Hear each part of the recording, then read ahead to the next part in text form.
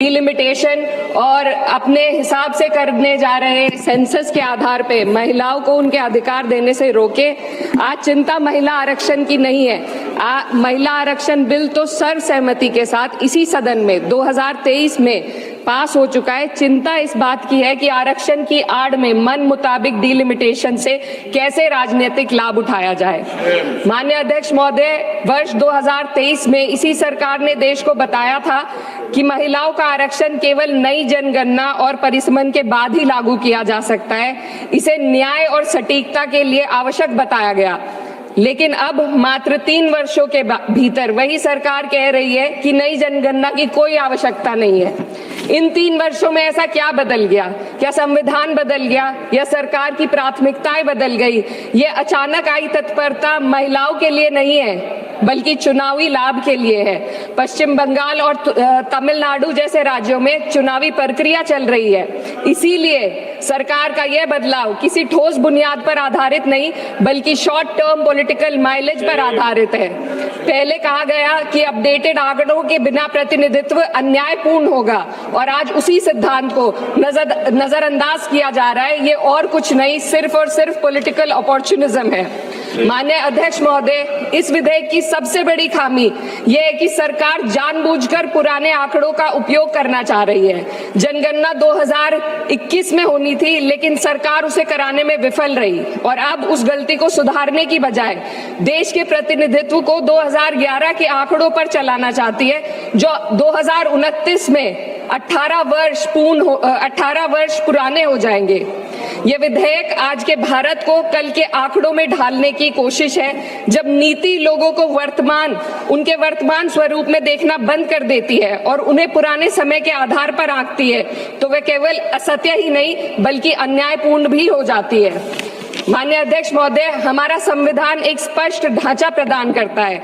Article 82 ये सुनिश्चित करता है कि परिसमन जनगणना के बाद हो, और आर्टिकल 81 और 170 ये सुनिश्चित करते हैं कि प्रतिनिधित्व जनसंख्या के आधार पर हो, ताकि हर वोट का सामान्य मूल्य रहे, हर नागरिक पर पड़ता है। जीएसटी की ऊंची दरों ने आम आदमी की कमर तोड़ दी। जरूरत इस बात की है कि खाद्य सामग्री, दवा, स्कूल की किताबें और जरूरत की चीजों पर टैक्स कम किया जाए। आर्टिकल 41 कहता है कि सरकार को ये कोशिश करनी चाहिए कि वो अपनी इकोनॉमिक हालात और रिसोर्सेज के हिसाब से लोगों को रोजगार दे।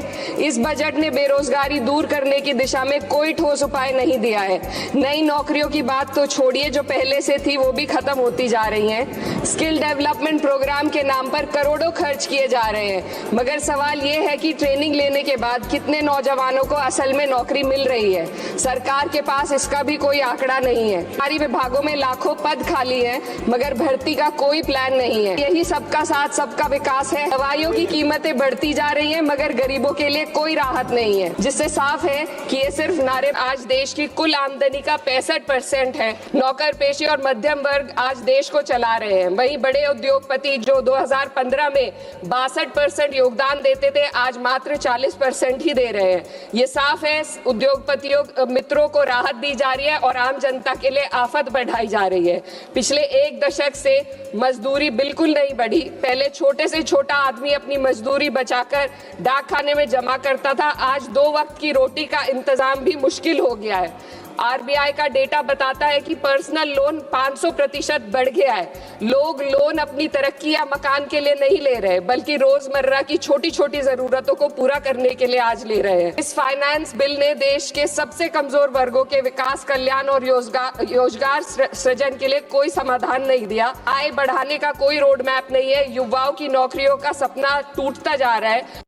बात की है कि आरक्षण की आड़ में मन मुताबिक डिलिमिटेशन से कैसे राजनीतिक लाभ उठाया जाए। ये अचानक आई तत्परता महिलाओं के लिए नहीं है, बल्कि चुनावी लाभ के लिए है। पश्चिम बंगाल और तमिलनाडु जैसे राज्यों में चुनावी प्रक्रिया चल रही है, इसीलिए सरकार का यह बदलाव किसी ठोस बुनियाद पर आधारित नहीं, बल्कि शॉर्ट टर्म पॉलिटिकल माइलेज पर आधारित है। विधेयक की सबसे बड़ी खामी यह है कि सरकार जानबूझकर पुराने आंकड़ों का उपयोग करना चाह रही है। जब नीति लोगों को उनके वर्तमान स्वरूप में देखना बंद कर देती है और उन्हें पुराने समय के आधार पर आंकती है, तो वह केवल असत्य ही नहीं बल्कि अन्यायपूर्ण भी हो जाती है। आर्टिकल 82 ये सुनिश्चित करता है कि परिसमन जनगणना के बाद हो, और आर्टिकल 81 और 170 ये सुनिश्चित करते हैं कि प्रतिनिधित्व जनसंख्या के आधार पर हो। महोदय, डेमोक्रेसी में पावर के साथ साथ चेक और बैलेंसेस होना बेहद जरूरी है।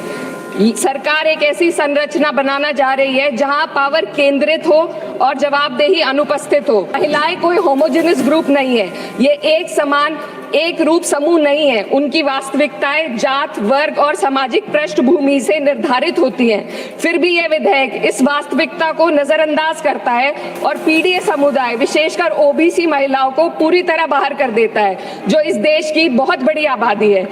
ये इस विधेयक की संरचना में एक गंभीर कमी है। धन्यवाद।